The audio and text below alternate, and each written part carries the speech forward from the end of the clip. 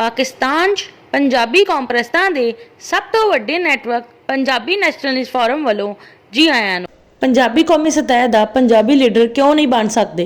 पंजाबियों नूं कौमी सतह का पंजाबी लीडर मिलना बहुत औखी गल है, क्योंकि पंजाबियों के मिजाज के मुताबिक पंजाबी लई लीडर वो हुंदा है जिहड़ा इन्हां दे जाती इलाके ते बरादरी दे काम करे, पर सिला उस लीडर नूं पंजाबी देण। इसलिए वो लीडर पंजाबियों दीआं सलाहां मन के पंजाबियों दीआं ख्वाहिशां उत्ते भी काम करता रहे ते पंजाबियों लई भी काम करता रहे।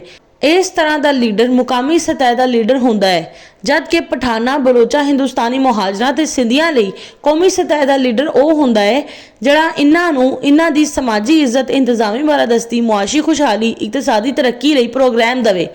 उस लीडर की सलाह मान के लीडर के प्रोग्राम उत्ते भी काम करते रहन ते लीडर लई भी काम करते रहन। इसलिए पंजाबियों को मुकामी सतह के लीडर तो होंदे ने, पर कौमी सतह के लीडर ते सूबाई सतह का भी लीडर नहीं हुंदा। पंजाबी लीडर नूं चूके पंजाबी लोगों के जाती इलाके ते बरादरी दे काम करने पैंदे ने। जिन्ना पंजाबियों का वो लीडर हुंदा है, उन्हां नूं गाइड करन दे बजाय उल्टा उन्हां पंजाबियों की सलाह मन के इन्हां पंजाबियों दीआं ख्वाहिशां उत्ते चलना भी पैंदा है। इसलिए उस दा ना अपना कोई सियासी नज़रिया हुंदा है ते ना कोई सियासी सोच हुंदी है। इसलिए उस कोल पंजाबियों की समाजी इज्जत, इंतजामी बालादस्ती, मुआशी खुशहाली, इकतसादी तरक्की लई प्रोग्राम भी नहीं हुंदा।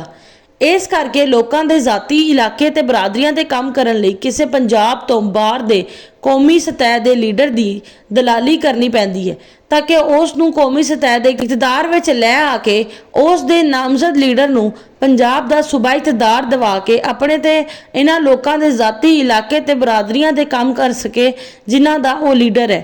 इस दी वजह 1022 तो पंजाब उत्ते शुरू होने वाली महमूद गजनवी तो लैके महाराजा रणजीत सिंह के दौर तक की 777 साल दियां रहन वाली बाहर के हुक्मरानां दी हुक्मरानी है, जिहड़ी महाराजा रणजीत सिंह के दौर तो बाद अंग्रेज़ों की हुक्मरानी दे करके फिर शुरू हो गई सी। ते 1947 विच पाकिस्तान दे बन जाण दे बाद भी पंजाबी जहन दे अपने जाती इलाके ते बरादरी दे कमां तक महदूद रहन ते कौमी सतह दे मामलिਆਂ ਲਈ बाहर दे हुक्मरानां दी हुक्मरानी ते गुलामी दी आदत दे खत्म ना होने दे करके हजे तक जारी है। इस करके ही महाराजा रणजीत सिंह तो बाद भी पंजाबी होण ताईं कोई कौमी सतह दा पंजाबी लीडर नहीं बना सके।